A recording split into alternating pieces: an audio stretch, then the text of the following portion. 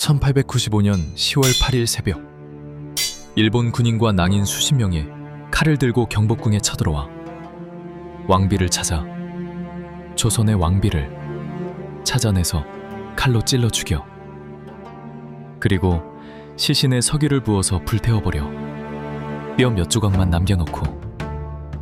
이건 드라마가 아니야. 실제 역사야.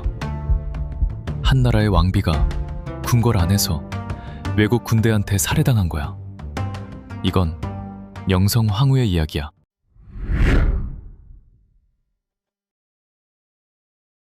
(1851년) 경기도 여주에서 한 여자아이가 태어나. 민자영. 여흥 민씨 집안인데 아버지를 일찍 잃어서 집안이 가난했어. 근데 이 아이를 며느리로 찍은 사람이 있어. 흥선대원군 이하응이야. 당시 조선의 실질적인 권력자. 대원군이 왜 이 집안을 골랐냐면 가난하니까. 외척이 힘이 없으면 왕비가 뭘 못할 거라고 계산한 거야. 조선 역사에서 외척 세력이 왕권을 흔든 적이 한두 번이 아니거든. 대원군은 만만한 며느리를 원했어. 1866년 민자영이 16세 고종의 왕비가 돼. 근데 대원군의 계산이 완전히 틀렸어. 이 여자 만만하기는커녕 조선 최고의 정치가였어. 궁에 들어오자마자 책을 미친 듯이 읽어. 조선 왕조실록, 역대 왕비들의 기록, 외교 문서까지. 시아버지가 10년 동안 쌓아올린 권력을 며느리가 무너뜨릴 줄은 대원군도 몰랐어. 1873년 고종이 친정을 선포해 대원군의 섭정이 끝난 거야. 근데 이걸 뒤에서 설계한 게 명성황후야.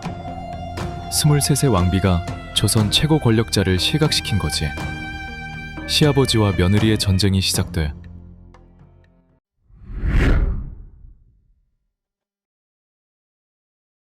(1882년) 이모군란이 터져. 구식 군인들이 반란을 일으킨 거야. 13개월 동안 월급을 못 받았는데 그나마 준 게 모래 섞인 쌀이었거든. 분노한 군인들이 일본 공사관을 습격하고 민씨 세력의 집을 불태워 그리고 궁궐로 밀려와. 명성황후가 표적이야. 군란 배후에는 흥선대원군이 있었어. 며느리를 제거하려는 두 번째 시도야. 궁궐이 뒤집혀. 근데 명성황후가 놀라운 짓을 해. 궁녀의 옷으로 갈아입고 가마에 숨어서 궁을 탈출해. 충주까지 도망가서 숨어버려. 조정에서는 왕비가 죽었다고 발표해. 장례 준비까지 해. 근데 명성황후는 살아있었어. 그리고 더 놀라운 건 숨어있으면서 청나라에 군사 지원을 요청한 거야. 청나라 군대 3,000명이 조선에 들어와. 대원군을 체포해서 청나라 텐진으로 끌고 가버려. 명성황후가 충주에서 개선장군처럼 불어와. 죽은 줄 알았던 왕비가 살아 돌아온 거야. 근데 이 선택이 독이 돼. 청나라를 끌어들인 대가로 조선의 주권이 흔들리기 시작해.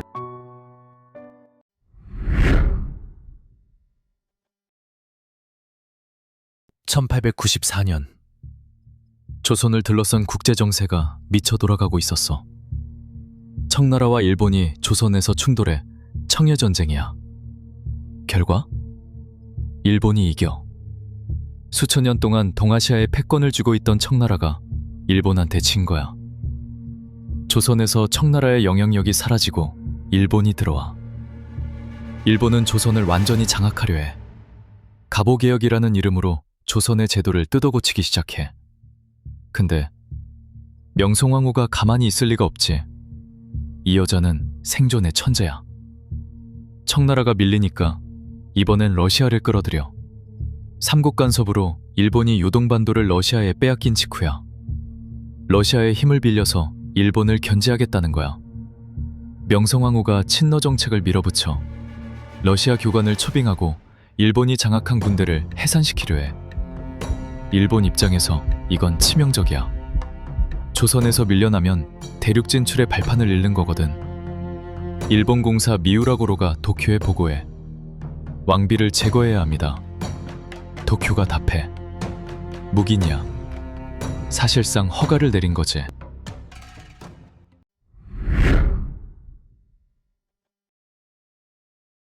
1895년 10월 8일 새벽 4시 일본 공사 미우라의 지휘 아래 일본군 수비대와 낭인 수십 명이 경복궁으로 향해 낭인이 뭐냐면 몰락한 사무라이 출신 깡패들이야.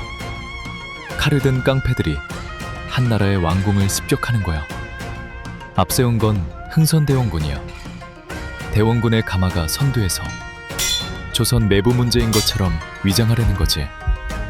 경복궁 시위대 300여 명이 저항해 미국인 군사교관 다이대령이 지휘했는데 무기가 열세야. 일본군의 최신식 소총 앞에서 조선군이 무너져 일본 낭인들이 건천궁으로 쳐들어가 왕비를 찾는 거야.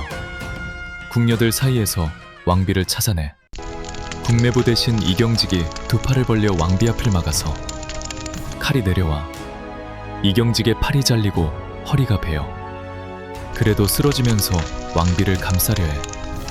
하지만 낭인들이 명성황후를 찾아내서 칼로 찔러 죽여. 그리고 시신을 궁궐 뒤 노곤의 소나무 숲으로 옮겨 장작더미 위에 올려놓고 석유를 부어서 불태워버려. 뼈 몇 조각만 남았어.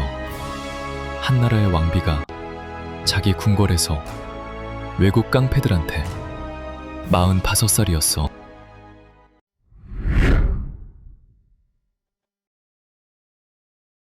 을미사변의 진실이 세상에 알려져 일본은 처음에 조선 내부 분쟁이라고 발뺌했어. 흥선대원군이 시킨 거라고. 근데 그날 밤 경복궁에 있었던 외국인들이 있었거든. 미국인 다이대령, 러시아인 건축기사 사바틴. 이 사람들이 직접 목격하고 각국 공사관에 보고해 일본 군인과 낭인들이 왕비를 죽였다. 국제사회가 경악해. 한나라의 왕비를 외국 군대가 궁궐에서 살해하다니. 근대 역사에서 유례가 없는 사건이야. 일본은 관련자들을 재판에 넘기는 신용을 해. 결과 증거 불충분으로 전원 무죄. 아무도 처벌받지 않았어. 조선 전국에서 의병이 일어나 을미의 이병이야. 유생들과 백성들이 무기를 들어 왕비의 원수를 갚자. 이건 단순한 분노가 아니야. 나라가 무너지고 있다는 걸 온 백성이 느낀 거야.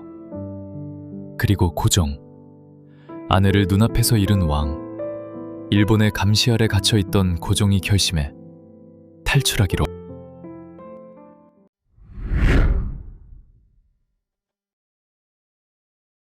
(1896년 2월 11일) 새벽 고종과 세자가 궁녀의 가마에 숨어서 경복궁을 빠져나와. 목적지? 러시아 공사관이야. 한나라의 왕이 자기 궁궐에서 도망쳐서 외국 공사관으로 숨어드는 거야. 이게 아관파천이야. 고종이 러시아 공사관에 도착하자마자 명령을 내려 친일 내각의 대신들을 체포하라고. 총리 대신 김홍집이 길에서 백성들에게 맞아 죽어. 을미사변에 가담한 자들을 처단하기 시작해. 근데 이것도 대가가 있었어. 러시아의 광산 채굴권, 산림 체벌권을 넘겨야 했거든. 아내를 죽인 놈들한테 복수하려고 나라를 팔아야 하는 왕. 이게 구한말의 비극이야. 1년 뒤 고종이 경운궁으로 돌아와. 그리고 대한제국을 선포해. 왕이 아니라 황제가 된 거야. 명성황후에게 명성황후라는 시호를 올려 죽어서야 황후가 된 거야. 명성황후. 이 여자를 어떻게 평가해야 할까? 시아버지를 꺾고 청나라를 불러오고 러시아를 끌어들인 권력의 달인. 근데 결국 열강들의 각축장에서 조선은 산산조각이나. 분명한 건 하나야. 명성황후는 끝까지 싸운 사람이야. 방법이 옳았는지는 논쟁이 있어. 하지만 나라를 지키려고 발버둥 쳤다는 건 아무도 부정할 수 없어. 그리고 그녀를 죽인 방식은 어떤 병명으로도 정당화될 수 없어. 그건 그냥 살인이야.